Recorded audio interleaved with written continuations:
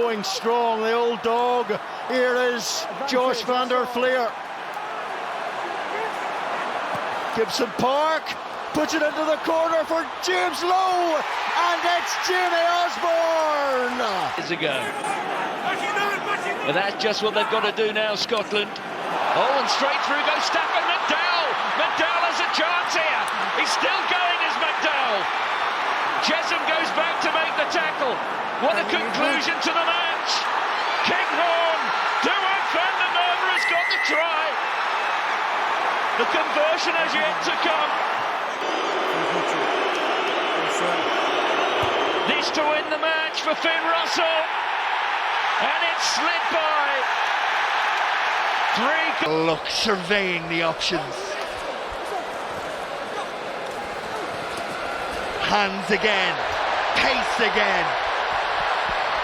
France, it seems, can do little wrong with ball in hand. Doesn't matter whether it's backs or forwards.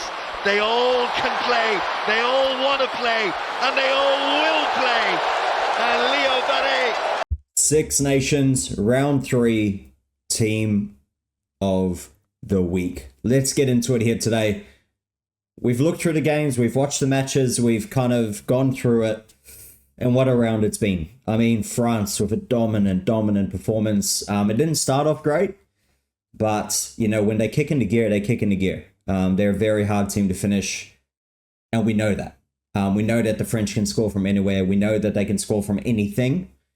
The English grinding out a freaking tough match against the Scots, where it was all going Scotland's way until the final whistle blew. And that's when you know a win is a win at the end of the day, and that's what matters. So bravo to them.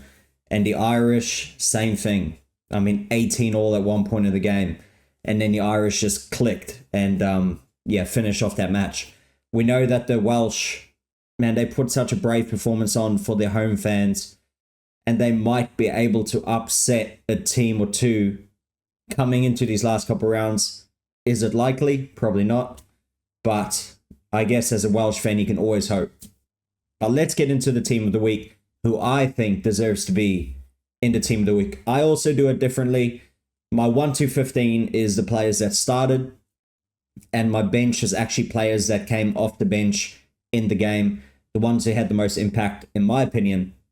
And we can go through them and some statistics just to throw it as well. But let's get into them. And if you agree, let me know below. If you would add someone else in, let me know below as well. But let's get into this video today of the Six Nations Team of the Week, round 3.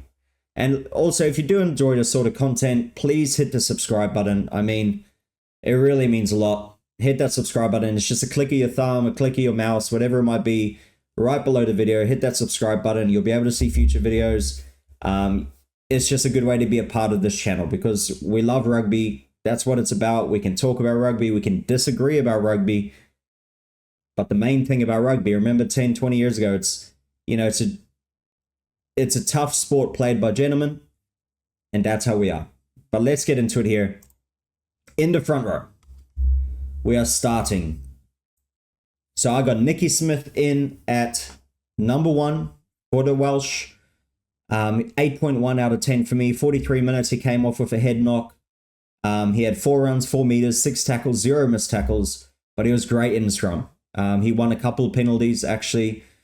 And I think he was brilliant. I think he is underrated as well. I think he deserves to be, known as a solid starter. He's not going to be one of the best in Six Nations, nothing like that. But he's a solid starter, and he deserves to have some sort of recognition, in my opinion. You got Piato Malvaka, man. If he plays 80 minutes, this dude will just rack up the stat line. I mean, 6 runs, 17 meters, 5 tackles, 1 missed tackle, and a try. The guy just scores tries left, right, and center. 8.5. I mean, he did everything correctly. His ruck hitting was brilliant. He did everything he needed to in the scrums and also the lineouts. Everything he needed to do, he did well. And he did a little bit more as well. So 8.5 for me. Xander Fagerson for Scotland. 8.1. 76 minutes stint for him against the English.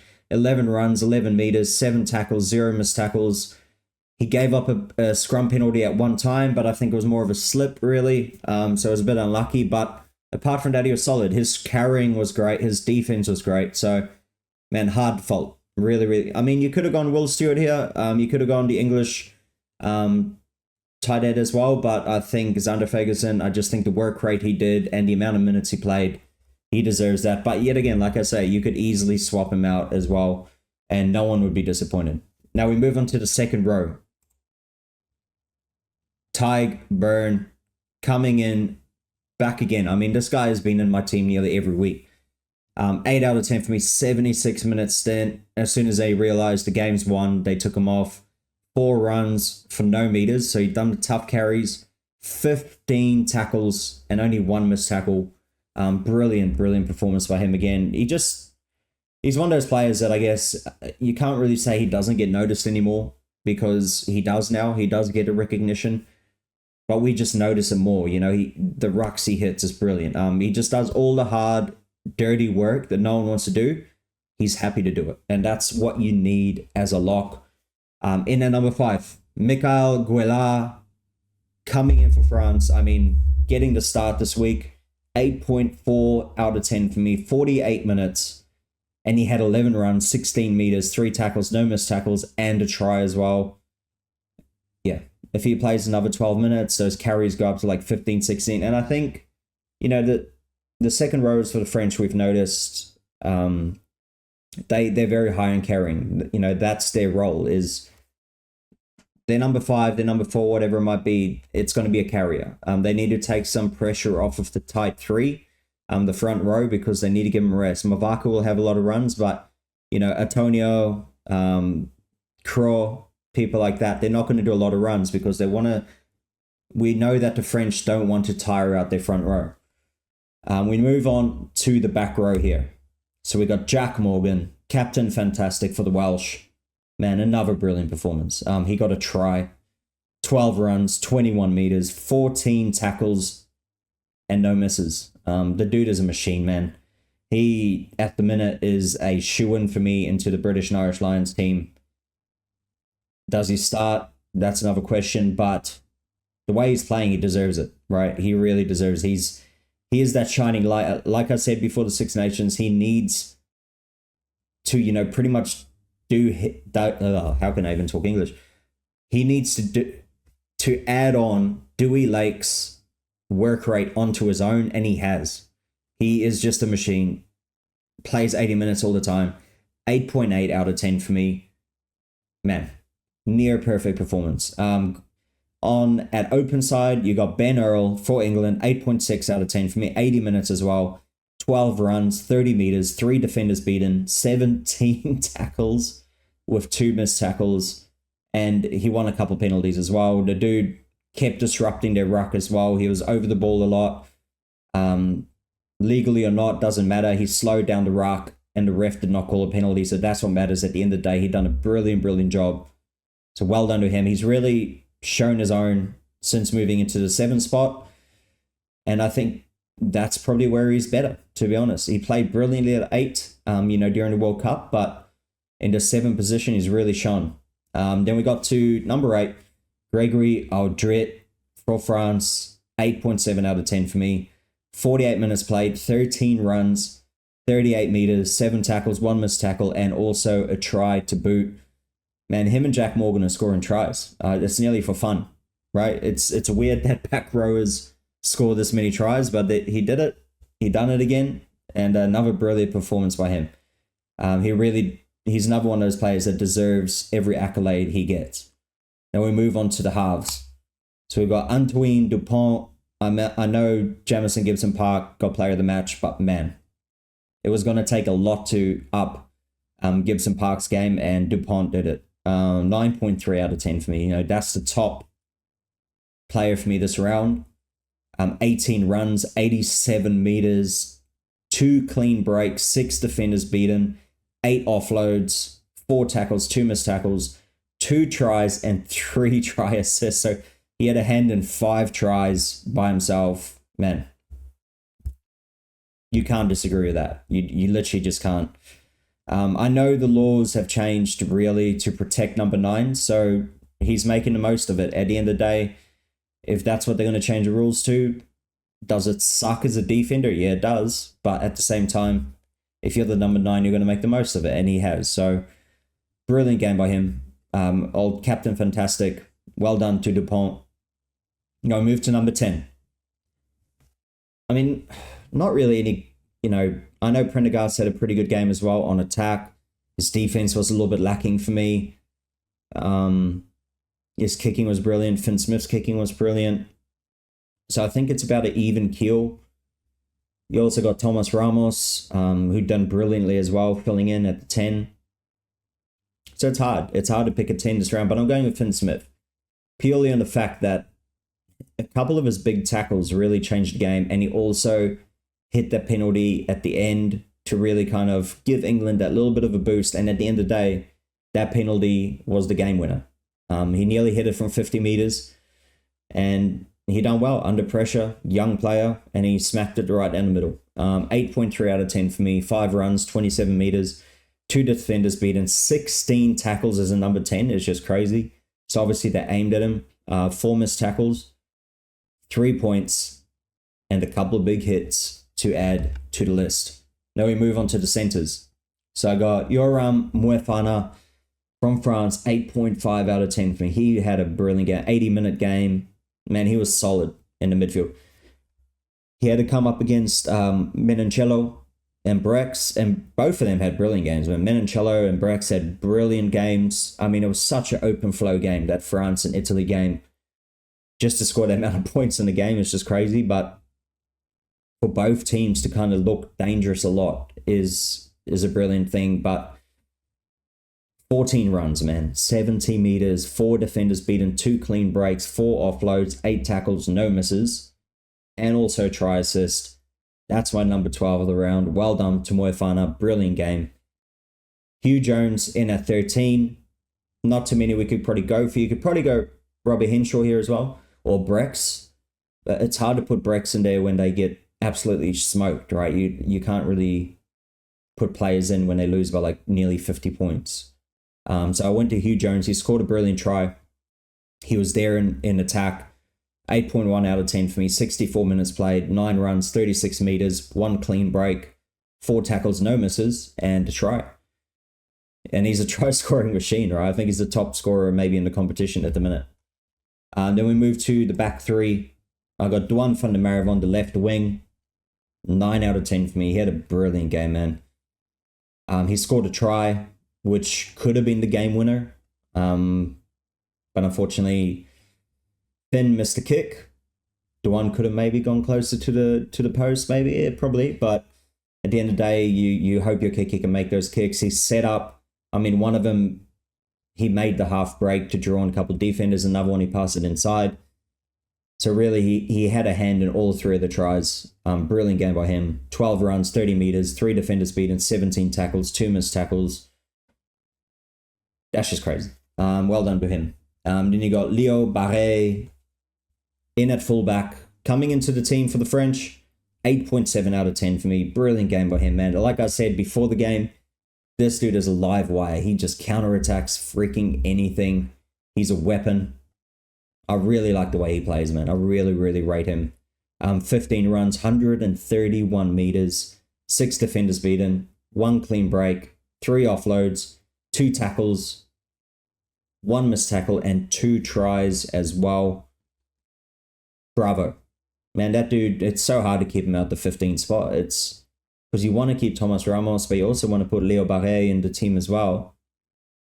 Yeah, it's a bit of a tough one. So you have to pretty much start Thomas Ramos at number 10. Louis Biarre as well on the right wing. As we can see with Louis Biarre, 12 runs, man, 75 meters, 2 defenders beaten, 2 clean breaks, 3 tackles, only 1 missed tackle, a try, and 3 try assists. That's crazy. Absolutely crazy.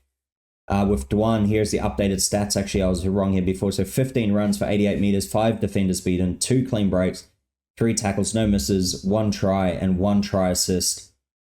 Man, it's like Duan just goes kind of a next level when he plays against England. It's like he turns it up, right?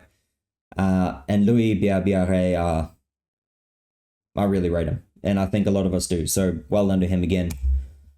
Then on the bench, let's go. Jamie George, 36 minutes, 8.3. Yet again, coming off the bench, he made the difference. He really does. He brings that, like I keep saying, is the experience, the calmness. He brings tactical ability. His lineouts are always proper. 1 run, 4 meters, 3 defenders beaten, 13 tackles, and 1 missed tackle. A lot of work rate, right? Cyril Bai, for me, 8.2, 32 minutes. 2 runs, 2 meters, 4 tackles, and 0 misses, but brilliant in the scrum. You know, getting back up to proper match fitness, he's been brilliant. Finlay Bealham, when he came on for Clarkson, I think he's been solid.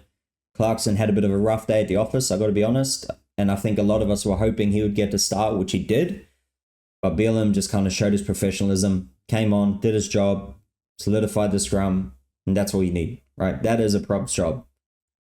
Then we got Roman Taufifenua from France, 8.1, 32 minutes, 7 runs, 13 meters, 1 tackle, 0 misses. Came on, did the bruising work, same as Moefana does, all that type of people, just big runs, takes pressure off the tight 5. Well done to him. Ben Curry came on actually for an injury. 54 minutes he played for his brother. Came on for Tom. 8.3 out of 10 for me. 2 runs, no meters, but 13 tackles and 0 misses. Just a defensive workhorse. Tackled everything that moved that day. So bravo to him. Then we got... So I did a bit of a 7-1 split here. I did a bit of a Rossi Erasmus here, guys. So please excuse me, but there weren't really any...